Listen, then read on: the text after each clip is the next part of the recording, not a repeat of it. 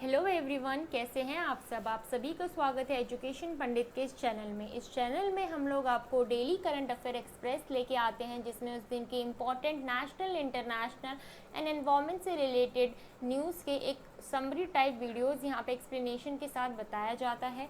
ये आपके UPSC, SSC, railway, CTET और इनके अलावा जितने भी ऐसे एग्ज़ाम जिसमें करंट अफेयर्स के बारे में आपसे पूछा जाता है, उन सभी के लिए ये इम्पॉर्टेंट होने वाला है। तो बने रहिए हमारे इस चैनल के साथ। तो चलिए बिना टाइम वेस्ट किए हम बढ़ते हैं हमारी पहली न्यूज़ के ऊपर। हमारी पहली न्यूज़ है international day of clean air for blue skies. News में इसीलिए है क्योंकि हमारे इन्वायरमेंट मिनिस्टर प्रकाश जावड़ेकर जी ने एक वेबिनार कंडक्ट किया। ये international day of clean air for blue skies का सबसे फर्स्ट वेबिनार कंडक्ट किया गया था। यहाँ पे ये डिस्कस किया गया और ये बताया गया कि सबसे इफ़ेक्टिव वे, जो सबसे कारगर तरीका है वायु प्रदूषण यानी कि एयर पॉल्यूशन को कम करने के लिए सिटीज़ में, वो है हॉटस्पॉट्स को आइडेंटिफाई करना। मतलब ऐसा नहीं है कि पूरी सिटी सामान्य रूप से पॉल्यूटेड है। कोई ऐसी जगह होगी पूरी सिटीज़ में जो हॉटस्पॉट कहलाती होगी, जो कि जहाँ पे पॉल्यूशन जो लेवल होगा वो सबसे ज़्यादा पीक पर होगा। तो अगर हमें एयर पॉल्यूशन को टैकल करना है तो हमको ऐसे ही हॉटस्पॉट को आइडेंटिफाई करना होगा कि जहाँ पर पोल्यूशन लेवल अपने पीक पे रहता है, और फिर वहाँ पे हम अपने कुछ मेजर्स लेके उसको नीचे ला सकते हैं, रिड्यूस कर सकते हैं। अगर हम थोड़ी डिटेल्स की बात करें तो जनरल असेंबली ऑफ यूएन में 19 दिसंबर 2019 को एक रेजोल्यूशन को अडॉप्ट किया था, जिसमें उन्होंने कहा था कि 7 सितंबर से हम लोग international day of clean air for blue sky celebrate करेंगे। और 2020 से ये सबसे पहला साल है जब हम international day of clean air for blue skies को सेलिब्रेट कर रहे हैं। तो एक इम्पॉर्टेंट न्यूज़ है, आपको एग्जामिनेशन पॉइंट ऑफ व्यू से उसको याद रखना है। इसके अलावा इसमें ये भी डिस्कस किया गया कि गवर्नमेंट ने अब तक कितने इनिशिएटिव्स लिए हैं एयर पॉल्यूशन को नीचे लाने के लिए, या पोल्यूशन का जो लेवल है उसको कम करने के लिए। तो सबसे इम्पॉर्टेंट और सबसे जो प्रोग्राम जो सब जानते हैं, that is national clean air programme. इसके अलावा national air quality index, BS6 fuel का यूज़ करना, एमिशन स्टैंडर्ड्स को एनहेंस करना, और ई व्हीकल्स जिस पे बहुत ज़्यादा जोर दिया जा रहा है। और इन्हीं ई व्हीकल्स के अंतर्गत बहुत सारे ऐसे प्लान्स और बहुत सारी मिशंस को लॉन्च किया गया है ताकि लोग ई व्हीकल्स का यूज़ ज़्यादा करें। तो अगर आप सब इन प्रोग्राम्स के ऊपर एक डिटेल्ड वीडियो चाहते हैं तो आप मुझे कमेंट सेक्शन में बता सकते हैं।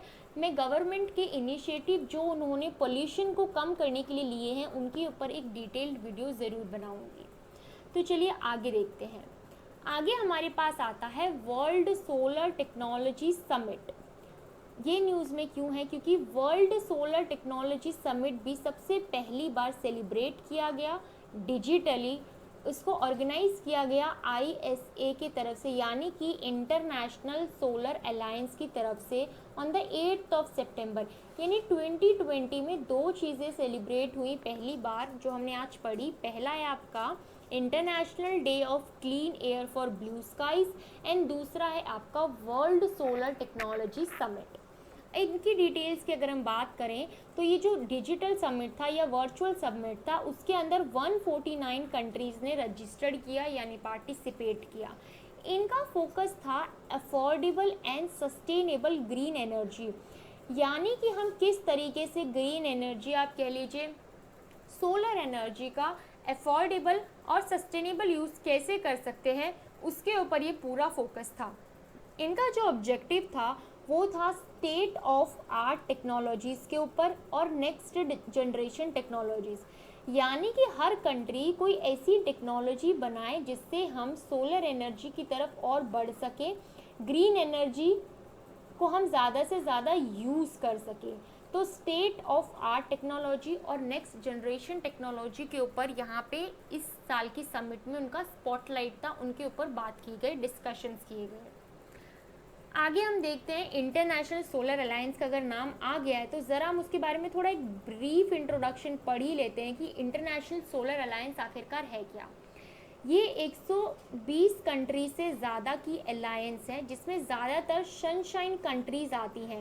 Most of them are sunshine countries, यानी कि वो या तो जो आपका Tropic of Cancer and Tropic of Capricorn, या तो वो उनके एकदम इनके बीचों बीच है या पार्शली तौर पे इनके बीचों बीच है, विच कम ईदर कम्प्लीटली और partially between the Tropic of Cancer and Tropic of Capricorn.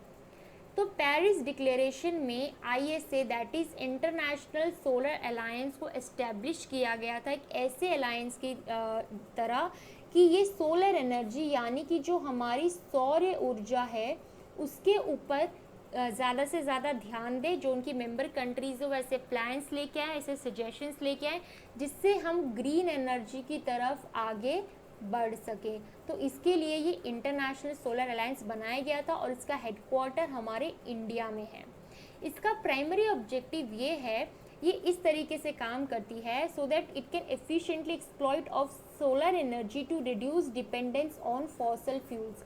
मतलब वही है कि जो हम फॉसल फ्यूल्स यूज़ करते हैं जिसके डिसएडवांटेज है, पोल्यूशन लेवल ज़्यादा होता है, तो उससे हम लोग स्विच करके हम सोलर एनर्जी का यूज़ किस तरीके से ज़्यादा कर सकें, उसके ऊपर इस इंटरनेशनल सोलर अलायंस का फोकस रहता है।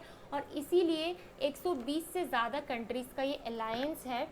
जो कंट्रीज सनशाइन कंट्रीज नहीं है यानी ट्रॉपिक ऑफ कैंसर और ट्रॉपिक ऑफ कैप्रिकॉर्न के कम्प्लीटली या पार्शियली भी नहीं आती उनके बीच में, वो भी इस अलायंस का पार्ट बन सकती है, एक्सेप्ट उनके पास सारी चीज़ें हैं लेकिन सिर्फ वोटिंग राइट्स उनके पास नहीं होते हैं। यानी कि अगर कोई डिसीज़न लेना हो तो उसके अंदर ये कंट्रीज़ वोट नहीं कर सकती हैं। उसके अलावा ये जो भी मीटिंग्स होती हैं उसमें हिस्सा ले सकती है, अपनी बात रख सकती है, सिर्फ वोट नहीं दे सकती। तो ये था इंटरनेशनल सोलर अलायंस के बारे में।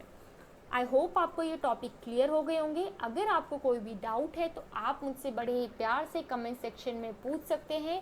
इसके अलावा अगर आपको हमारा वीडियो पसंद आ रहा है तो प्लीज़ इसे लाइक, शेयर एंड हमारे इस चैनल को सब्सक्राइब करना ना भूलें। साथ ही आप इस बेल आइकन को ज़रूर क्लिक कर दें ताकि आपको हमारे आने वाले वीडियो का इंस्टेंट नोटिफिकेशन ज़रूर मिल जाए। तब तक keep learning, have a good day.